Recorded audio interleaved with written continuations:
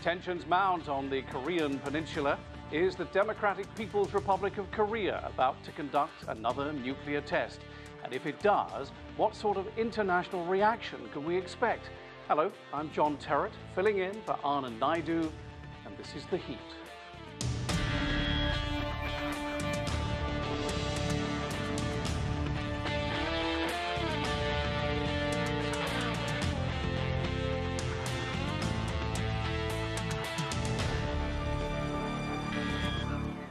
Prime Minister of the Republic of Korea says he expects the DPRK to launch another missile test, possibly this weekend. Tensions are already high after it recently conducted its 6th nuclear test. Meanwhile, the DPRK is warning against imposing additional UN sanctions on the country over its nuclear program. And Hurricane Irma batters the Caribbean as it heads towards Florida. Will extreme weather influence the global response to climate change? We'll get to that later in the show, but we begin with the DPRK and the ongoing tensions over its nuclear tests. Joining me now from Beijing is Qinduo Xu. He is the political analyst with China Radio International. With me here in the studio is Lester Munson. He is a vice president of BGR, an international relations consultancy group. He's also had a long career on Capitol Hill and is a supporter of President Trump. Joining us from London, Alexander Nekrassov. He is political analyst and former advisor to the Kremlin. And joining us from Chicago is Karl Friedhoff. He is a fellow in public opinion and foreign policy at the Chicago Council on Global Affairs. Welcome to you all. You are most welcome to our show. Qinduo Xu in Beijing. Let's go to you first of all. In America, we woke up last Sunday to this hydrogen test. We're told it is the largest of its kind ever. For you in Beijing, of course, you had it throughout the entire day on Sunday. But has anything really changed? Yes, the test has taken place. We know that. But what has changed as a result of it? Well, I think if you take a look at the response from the Chinese side, look at the official response, either it's a statement from the foreign ministry, the foreign minister, or the Chinese president Xi Jinping, you can see there's a stronger response, I would say. Probably the clearest message I have ever heard as an immediate response to the missile test or nuclear test by North Korea. The foreign minister Wang Yi said that, China supports further moves by the UN Security Council. This is quite new and very strong in terms of the Chinese diplomacy. That means more sanctions are necessary, as seen from Beijing. But at the same time, he does point out that sanctions and dialogue working together. So sanctions is only half of the solution, and the other part of that is dialogue. So, but obviously, I think China is ready to work with the United States and other players here to impose further sanctions in the UN Security Council. So, Qinduo, I want to be absolutely clear then. The message from Beijing is more sanctions, even though we've had at least 2 rounds of very stiff sanctions imposed within the last month by the Security Council. Beijing sees the route forward as more sanctions. More sanctions for try to bring the North side to the negotiating table to dialogue.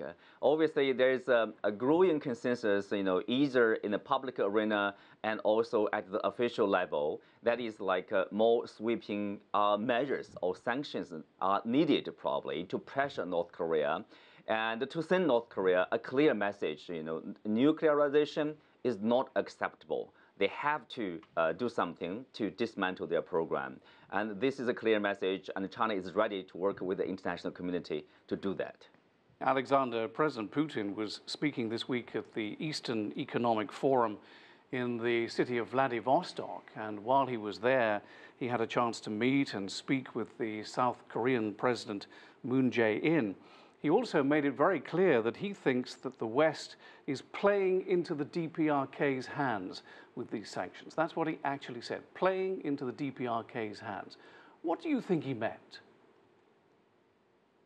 Well, I think that President Putin means, first of all, that sanctions didn't work and probably won't work. I think that this double freeze initiative that China and Russia have come up with was met with basically silence on the Western side. And I think that is something that should be looked at, because if we look at this conflict from both sides, the Americans and the South Koreans, they're actually inflating the tension as well. We shouldn't be only blaming the DPRK, because their maneuvers are continuing. They're always this show of strength that they demonstrate all the time. And don't forget, of course, that President Trump has already announced that more modern weapons will be supplied to South Korea and Japan, as if using this as an opportunity to basically militarize the Korean Peninsula even more. So I think we should have a balanced approach. Sanctions don't work in this case. I think there has to be some sort of a new mechanism, a new scenario to resolve this issue. We keep saying, you know, let's do diplomacy and sanctions. That doesn't work. There has to be a dramatic shift in the policy. There has to be something completely new coming on the stage. And my personal opinion is that the new development can come from this double freeze, because somebody on the other side has to be the guarantor of the North Korean security. And this can be either China or China and Russia together. But without this, nothing will happen. Karl, what about this notion that Alexander speaks about of the double freeze? This is Beijing's big idea, and they keep pushing it. But Alexander is right. Nothing seems to happen. Just to inform our viewers, essentially what it means is that the US and the Republic of Korea would stop their war games in the ocean off the peninsula, which really riles Pyongyang. In return, Pyongyang would stop its nuclear activities. Do you think that Alexander has a point, that really this is an avenue very well worth pursuing? Well, I think we need to remember that a freeze has been tried once before. We saw negotiations in the past, say 15, 20 years ago, where they reached a deal to stop enriching uranium or plutonium at that point. And it held in place for a while, but then in about 2000, 2001, the U.S. believed that North Korea was cheating on that freeze, and indeed they were. So that is what led to the breakdown. So I think there's very little faith in the United States that any kind of deal is going to stick. There's no trust for North Korea, and the view is that if there is a freeze, that North Korea will end up cheating on it, only to return to its ways and then seek negotiations later with increased leverage. Karl, may I stay with you, because South Korea has let it be known this week that they are expecting an imminent launch of an ICBM from North Korea. It could come at any moment over the course of this weekend. And the South is also calling for special measures to stop recklessness. What recklessness are they referring to, and what are the measures? So yeah, that's a big question, right? I think anytime North Korea does something like this, there's always a call to cease the tensions and take special measures. To me, it's not clear what that actually is going to mean. I think we know that if North Korea is going to launch, they've already announced that this launch is going to be something that is a little bit different. In the past, anytime they've launched either an intermediate range or a longer range missile, they've done it at a lofted launch where it goes almost straight up and then comes down before crossing over Japan. This one is going to be on a more traditional trajectory, and that's going to present a real decision point for Japan and the U.S. There's been talk that the U.S. may eventually try to shoot down something that North Korea would launch. However, that would be extremely provocative and very unhelpful, because it's not quite clear that the U.S. would be able to intercept.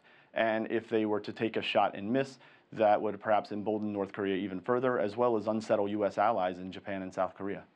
Lester, President Trump and President Xi spoke on the telephone this week. They had a long conversation, we are told. President Trump also said that military action is not inevitable. It is on the table, of course, but there are lots of other things that are also on the table still, like diplomacy. But do you think that the way this is going, and with this threat that we're living with now of yet another ICBM being launched by the South, by the North, that eventually military action will be inevitable? I don't think it's inevitable, and I think people do need to remember that military action and a violent resolution of this conflict would be tragic and catastrophic, and we could be talking about millions of lives lost.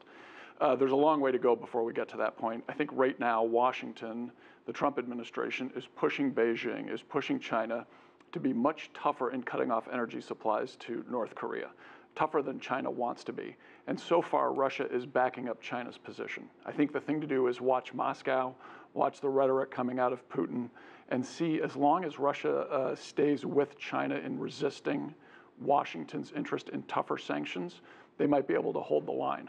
At some point, though, Beijing has to be worried about whether Moscow is going to be willing to stand with them, and Beijing does not want to be standing alone in the Security Council backing up North Korea. Right now, North Korea is essentially a client state of China. 85 or 90% of all of North Korea's trade is with China. The onus is on China to solve this, but as long as Russia stands with them, they can deflect a little bit. So I think the thing to watch is what the Russians do. Qinduo Xu, why doesn't Beijing take that extra step that Lester was talking about right now? Well, I think there's a well-written analysis in recent New York Times. There are a lot of options. That does not mean like you have the freedom to use that option. They give the example of like a U.S. influence on Israel, like the settlement with the Palestinians.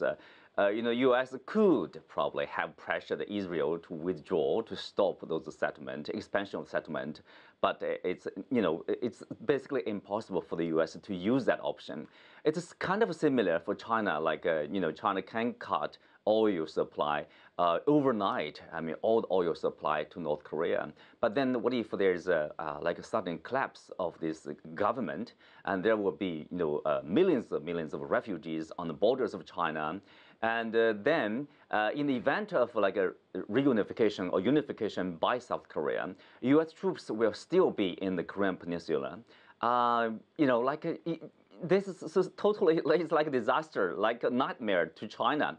I think China should talk to the U.S. as Secretary of State Tillerson said. They could reach a grand deal, say, for the next 50 years for U.S.-China relationship here, while centering on this Korean Peninsula issue here. That is, like they have to prepare for the worst scenario, even in the event of a military operation or in the event of a regime collapse in the north. So what China and the U.S. could do and should do to maintain, say, peace and stability or orderly manner in this region. I think that's probably something China, Beijing and Washington should talk about.